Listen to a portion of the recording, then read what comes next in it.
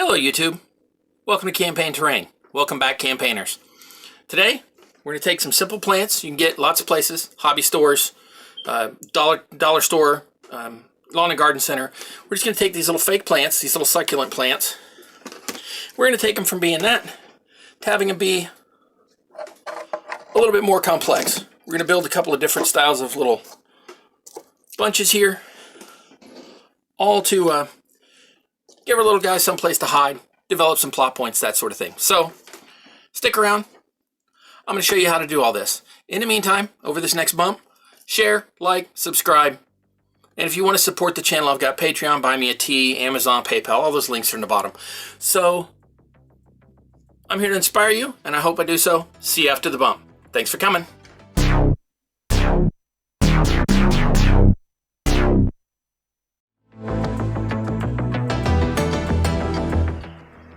As always, I'm going to start off and show you what we're going to need for this build so that you have everything ready if you want to follow along. So we're going to start with materials first and then go into tools. Now this is a video about desert succulents, so you're going to need a succulent. Now these are artificial. They come in a little grid of 5x5, so there's 25 little plants on here. These were originally $15. I got 70% off. I didn't do the math, but it's a good deal. Watch for the coupons. Now if you want to spruce it up, I did not do so here. These are plain, but if you want to add like additional plants on here so that it looks, you know, a little more grown in, you can add whatever other plant you want to it. Now if you I have a video where I built these little grass tufts, and so I'll have a link to that up in the top and it's also in my vegetation playlist. So if you want to add some extra plants, feel free. Okay, we're working our way down. So the next thing on here is going to be these bits of rubble, these little chunks under here. Now I have some left over from when I did the yard build for the house that we're building these plants around. So that yard that you'll see at the end of the video with some stills or video where I'm showing these in place. The rubble was generated then, but you can make it however you want. Now trust me, you're going to end up with extra because when we cut these, you're going to end up with offcuts, and you can just cut those up or tear them up, whatever, but we're going to use a little bit of rubble just to make this ground broken up a little. So, rubble. Now for the main base, we're going to use XPS foam. This is the extruded polystyrene. This is what they use in wall and floor insulation, and you can get this in various different sizes. I'm going to be using the one that calls itself a 1/2 inch. It's not quite, but it's close. You can also use the EPS, which is the white stuff with the beads in it, or you can use the same stuff we used in one of my other videos called PIR, whichever one you want to use. Now you're going to be covering up that little beaded texture because we will be putting a grit on this in a minute, and that'll cover up most of that texture. So use whatever's comfortable for you. Now I felt these were a little light, and sometimes I'll try to sit them down and they'll end up falling over. And so what I'm going to do is put an additional base on the bottom. I did not on here, but I'm going to be gluing an additional base on the bottom just to give them a little more weight. And what I typically use for that is one of two things. Either these floor samples that you can get from hardware stores. These are free. These are just a sample of the products they offer. Now I always get the one that's the very thinnest layer I can find. Now I've been finding these harder and harder to find. So today we're skipping those because I don't know if you'll be able to get these. Now these you should be able to get anywhere. This is your basic 12 by 12 inch stick down tile with the peel off back. So what we're going to do is once we get the base to where we want it, I'm going to cut a small piece of this, use the sticky from that board and stick the base directly to it, and then cut out around it to get the base. So if it doesn't stick, I may end up having to use some white glue or some hot glue later, but I think I'm just going to use the stickiness on the bottom of it because it's pretty sticky to begin with. So that's it for the build materials. Now let's go for the coating. As I said, we're going to want a texture, so you're going to either want some fine sand, like really fine sand, like run it through a sieve, get it as small as possible, or baking soda. Baking soda to me ends up a little too smooth. It doesn't actually look like a grit, so I like the fine sand, but whichever works for you. Fine sand or baking soda. We're going to be mixing that with our base coat. Now my base coat for this one is again my boom. My boom is I make it in several different colors. We're using the brown for this, and it is half PVA, that's the white glue, and half paint.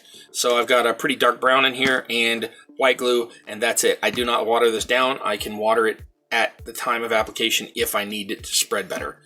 Then we are going to use the same paint that I used on my desert floor again. Again, like I said, link in the top.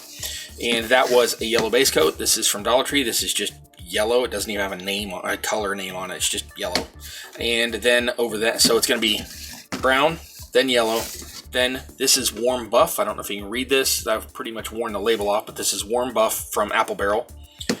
And then if I need it after I put on a wash, I may hit it with some white just to make it pop out. I still haven't decided whether or not I'm going to do that. My prototype looks pretty good, but I may still hit these edges with a white. Now, I mentioned a wash. I'm going to be using my brown wash. Mine is made out of a floor cleanser, some water, and some brown paint. It does require being mixed every time, which gets some bubbles in it, which are not ideal. Otherwise, I end up with a sludge in the bottom if I don't mix it. So my next batch will be made a different way, but this is what I've got, so I'm going with it. Okay, now for tools.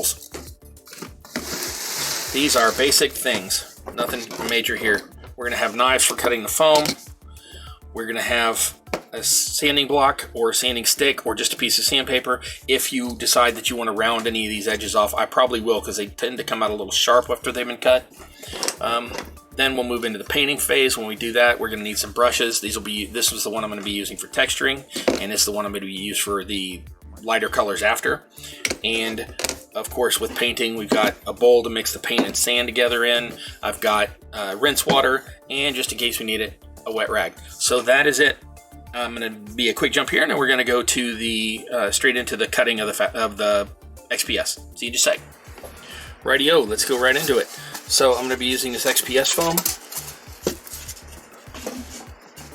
There's no rhyme or reason to this. Just decide how big you want your clump to be based on the size of your figures and the size of your plants that you're going to be using them with. For mine, I'm going to make all of mine somewhere between about 1 3/4 and 4 or 5 inches across. Now, one of them is going to be a little bit larger because I want it to block a little bit longer route, so I'm going to make sort of an oval shape with that. And so I'm just going to cut a rectangle off this and then shade the corners off, show you how that's going.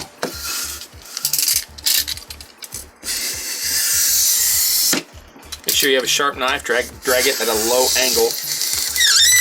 Ooh, that was a good noise. And you'll get these nice clean cuts if you ever need them for anything. For this, we're not really going to need them because we're going to be sanding everything off.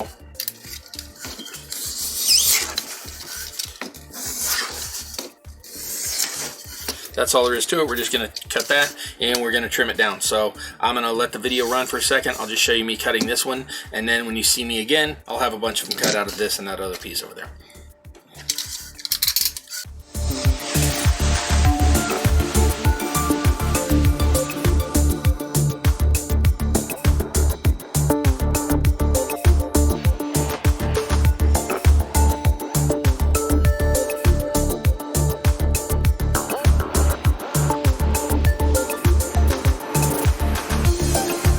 We're about to be sanding this smooth. If you're going to be sanding, either have a fan blowing directly across you, blowing the dust away from you, or use one of these masks. And personally, I would go with and use one of these masks. I don't have a fan over here where I'm at, so I'm going to be using a mask for this. The dust gets everywhere, and you don't want to be breathing that in. So, from what we did earlier, close your knife for safety, and we're going to be sanding. So mask up. So I'm going to fast forward through this. All I'm going to be doing is taking off all of these little ridges and making all of these smooth.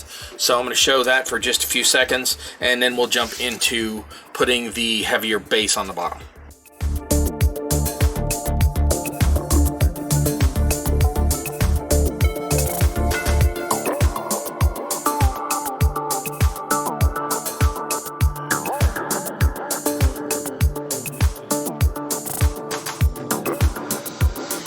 Get all that nasty sanding done. As you can see, they're all smoothed off, no sharp edges, and ready to go. I've laid them out on this board. It does take up almost the whole board, but not all of it. So I was thinking of just peeling the stickum off and sticking it to it and then cutting it, but in an effort to conserve, because I'm always trying to conserve my materials, I'm going to go ahead and cut this section out and then cut a section out for each of those. So what I'm using is the regular old craft knife, I'm going to try. I mean, hobby knife, excuse me, I'm going to try. But if that doesn't work and doesn't get through this tile very well, I'm going to use this knife. And if that still doesn't work, I'll just draw some lines on here with a Sharpie so that I know. I actually don't use Sharpie. I use these Milwaukee brand. They seem to work better for me. But I'll be drawing some black lines on here and then cutting them with a pair of scissors if the knives don't work. So let's give these 3 a try. Let's cut this section out I don't want first. Oh yeah, having to push super hard on that. I do not trust that at all. So, that knife is not the way to go.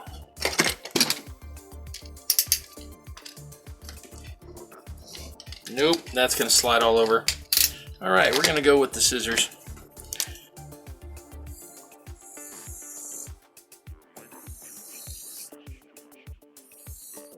Use a pair of shears that are a little heavier duty than your scissors if you want, but I think this is going to work for me. So I'm going to cut those into that section real quick.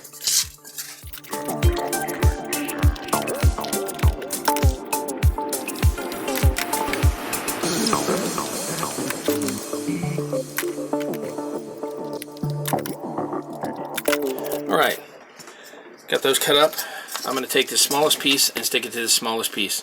Now, there's nothing to this. It's not rocket surgery. We're just going to peel that off. Ooh, my gosh, those are sticky.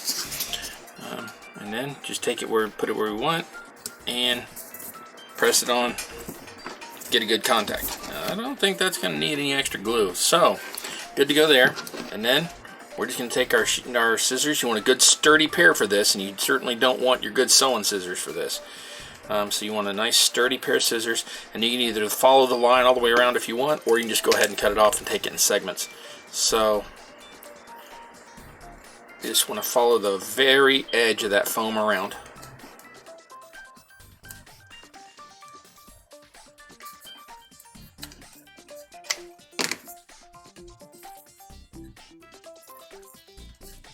And just like that. Now, as you can see, that's going to give it a lot sturdier, heavier base than my prototypes over there. So I'm really digging that. I think that's going to work. So I'm going to finish attaching and cutting these, and I'll be right back. Before you go any further, you need to figure out where you're going to place your bushes. Now, on this longer one, I'm going to put some here on each end with a little bit of a walk space between them. The reason you have to know where you're going is because we're going to attach the rubble. Now, the way that I'm doing it is getting my rubble ready. I know that I want it here and here around my plant. I want to leave a little center hole so I can make the hole for the plant later.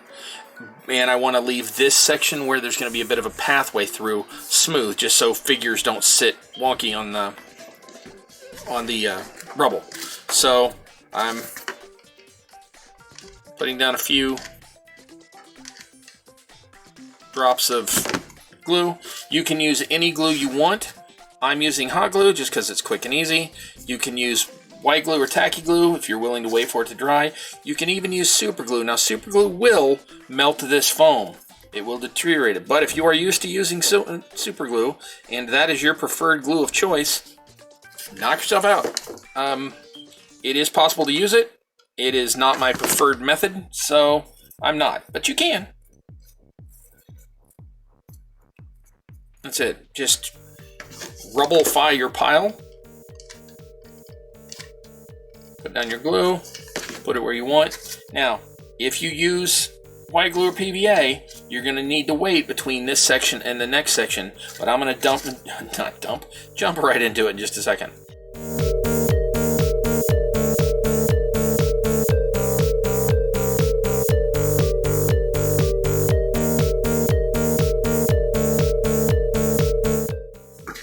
We're going to go ahead and mix up a little bit more. I've already painted a few of these. I've been doing about 1/3 sand to 2/3 of the boom, the base coat, and there's no real science to this. Put the sand in, put the paint in, mix it up. Doesn't even have to be that thorough. You just want all of the sand coated, because any sand that's left exposed that comes out of like a little clump or anything will fall off of your piece and potentially leave a sand colored mark underneath it, but since we're painting this a sort of light yellow anyway, or a light tan anyway, then that's not going to be a problem. Now, I like to hold my pieces, but I don't like my hand to get messy, so you can put on gloves or not. You don't have to. If you're one of those people who likes to just dig in and get all ooey gooey, that's fine. You can do that. So, go ahead and put that on there. Now, got that mixed up. My brush is a little bit moistened so that it'll spread a little bit easier, mostly so the bristles will move. And for the first bit, I just coat it on here. I just slather it on. Nothing to it. Once it's on, I'll show you we're going to have to spackle it on a little just to get rid of some of the brush strokes. But that's just what it sounds like. Now, you're going to want to go for 100% coverage. You're going to want to get all of that edge of that base and all of the foam. Anything that you don't cover will show up after.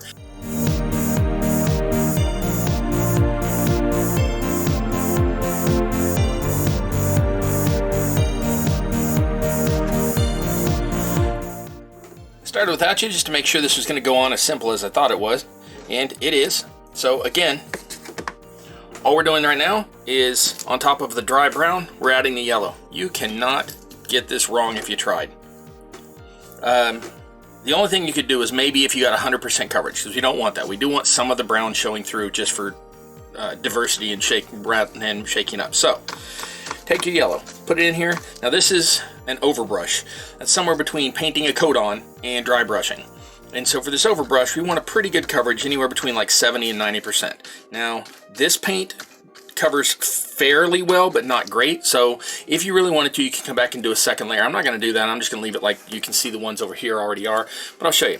You can brush it on as long as you don't get too many brush strokes, but we're going to cover those up. We're not texturing with this, so the brush strokes aren't really going to show after we hit it with the next step. But I prefer to stipple it, and you can do whichever you want.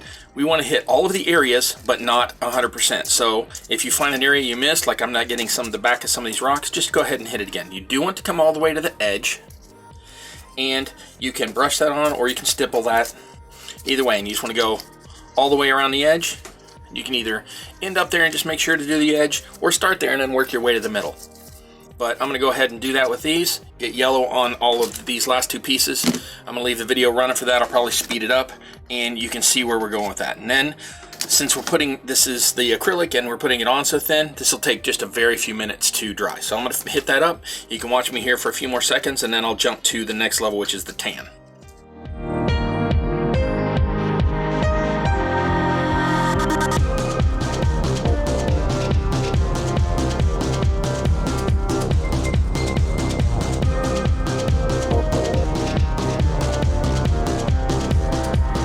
Oh my gosh, I love this part. You will not believe how quick this is. So we're going to take our tan, we're going to coat the pieces just like before. A little bit less because we do want some of both the brown and the yellow to show through. So you're looking at like 60 to 70% coverage here on spatial coverage. You don't want a super heavy coat because you don't want to hide the yellow. So take a little bit on the brush. I did not wet these bristles, so it's almost like a dry brush, but you could. Wouldn't really matter. You get a pretty good coating in there, and get it to where it's just no longer a sheet, like you're not just painting it. And then you can dust it on, you can stipple it on, however, but you do want a pretty good coverage on this. You want some of the yellow to be noticeable that it's there, but you don't want yellow patches. The only way I know how to describe this for putting this on is, if you watch a lot of cop dramas, this is the way they always show them dusting for fingerprints, which I've been told is not actually the best way to do it, but it's the way they always show it in the TV shows. So you want to take a little bit of that paint and just dust it on there. And you do want to get from all angles again, and then you stipple it to get rid of any brush strokes you might have.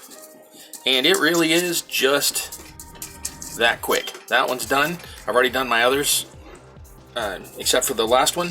So I'm going to keep the camera running, again speed it up, but you can see again how fast this is going to be.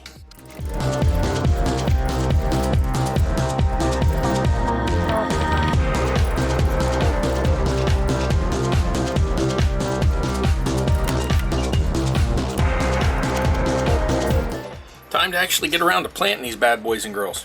Now here's my prototype. Here's the new ones. You see I made them a little larger. The colors came out pretty close, so I'm real happy with this.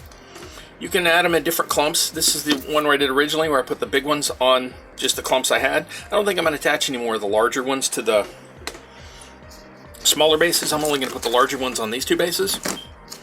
Did a little double clump here with the little strandy grass pieces sticking out. Now I did them two different ways. This one had a bit of a flange on it, so I just put a drop of hot glue on the top of the surface and then attach the plant to it. You can barely see it. The glue is pretty clear. You could come back and paint it if you wanted, or if you had some kind of, other type of foliage you wanted to put over it, especially like a jungle scene, you could just cover it up. Desert, it's a little harder. So I didn't like that as much. I took all the flanges off that I could, just used a little pair of nippers to cut the glue off. You don't have to do that. And here I made a hole, which you'll see in a second, just like I did these. So let me get into it. On this one, I'm going to put, it's a little bit larger base, I'm going to put 2 of these smaller clumps. Now sometimes these have a little bit of a flange or a flash or a lip on them, and you can just trim that off if you want. Usually it'll just fit into the hole and you just cram it down in there. And you're like, what hole? It keeps talking about this hole. Yeah, I'll get there in a second. So now I got 2 of those ready to go, and I'm going to make 2 holes for those. I thought these got a little bit close to each other, didn't like how they touched. So I'm going to make them a little farther apart. These are about 1 inch, so I'm going to make these at least 1.5 inches. So I'm going to put them on opposite sides here. And I'm taking the end of my hot glue gun. If you're not using hot glue, if you're using PVA or super glue or something, you can always just take something else like the back of a paintbrush. If you've just got a wire or something like that, you can make the same hole. So we're going to do basically the same thing. We're just going to make a hole like that. And on the other end. And if you like I said, you can use whichever glue you want. I happen to be going to use hot glue. It's my favorite. It's my go-to. It's really quick. And I'm just going to sort of fill that hole with some glue. And then take that end piece, that little nub on the back, and just wedge it down in there. Let the glue do what it needs to keep those in there. There's really nothing to it. You just decide where you want them, make a hole, stick them in there. Now I'm going to put 1 little tuft of grass over on this one. I'm not going to do 2, and I'm just going to artistically decide where to put that. And here, I'm going to put it right, how about right here? And again, poke a hole, put in the glue, take one of my little clumps, stick it in that hole, sort of wedge it down in there so the glue catches. And that one's done, except for putting the wash on at the end to make it look a little more uniform and like these aren't plastic plants. So that's it. I'm going to show you on a couple more of these, some with the bigger plants, and let this video fade out here a little bit in a minute, and then when I come back we'll put the wash on and we'll be done.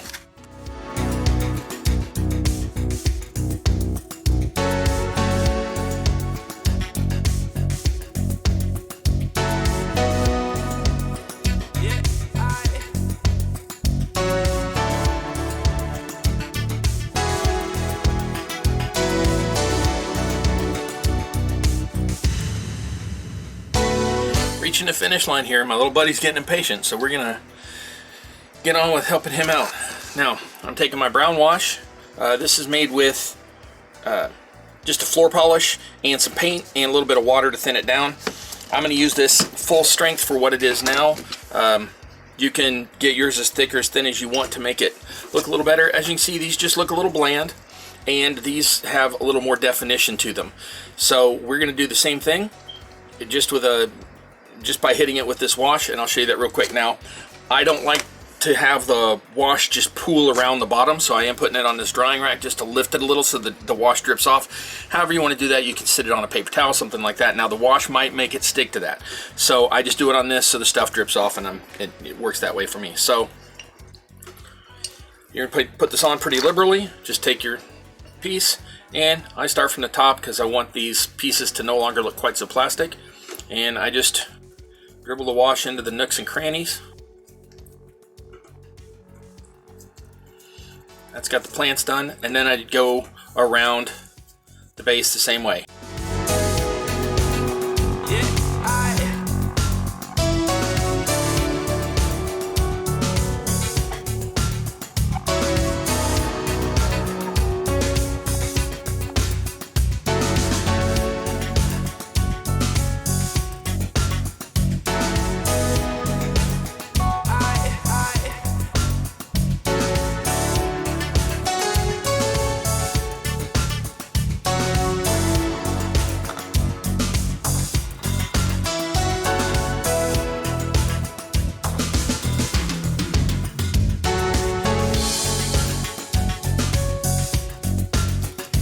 you have it, campaigners.